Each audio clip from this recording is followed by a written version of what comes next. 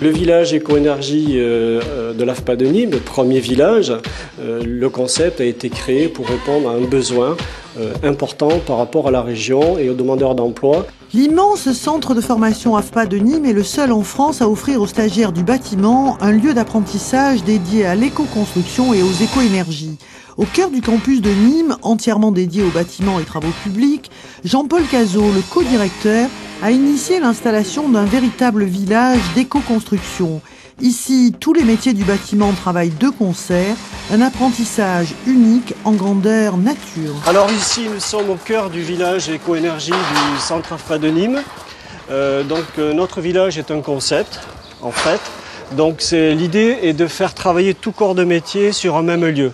Parce que la pédagogie AFPA, c'est la pratique, que ce soit le solaire, le photovoltaïque, l'éco-construction, l'utilisation de matériaux pour respecter les règles des normes, par exemple sur la BBC, la norme 2012. En fait, voilà un petit peu le concept de notre village. Exemple, là les stagiaires sont en train d'apprendre un nouveau matériau qui est le bâti en pierre ponce. Bon, c'est tout nouveau, c'est un tout nouveau matériau qui permet, c'est un monomure, hein, le nom est déjà connu. La seule différence, c'est que c'est de la pierre ponce. Voilà. Donc ils apprennent à utiliser ce matériau qui permet d'avoir un pouvoir d'isolation très important.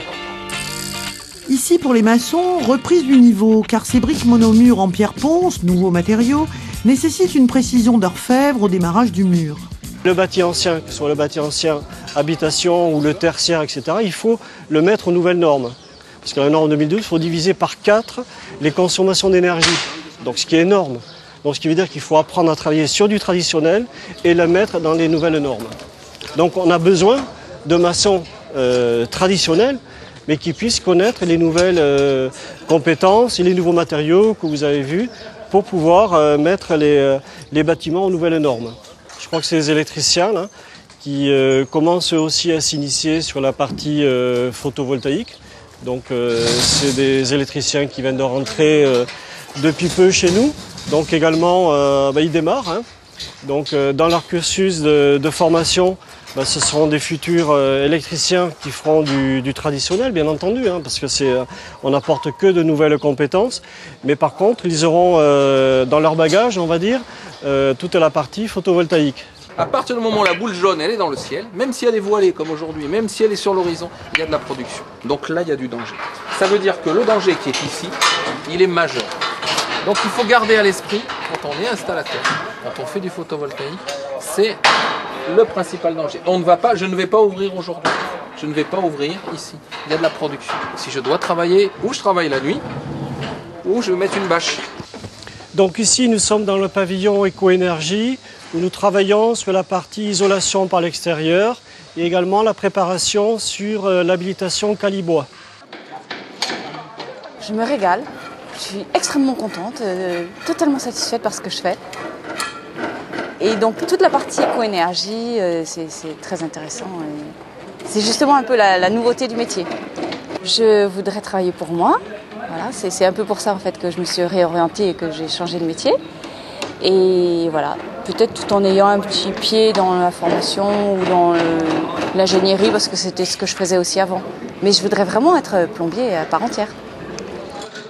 En fait, les métiers, c'est des évolutions de compétences uniquement. Ce ne sont pas de nouveaux métiers, on ne crée pas des métiers, on fait développer les compétences. Donc toujours, c'est les métiers de base. Ensuite, on les amène vers l'éco-construction.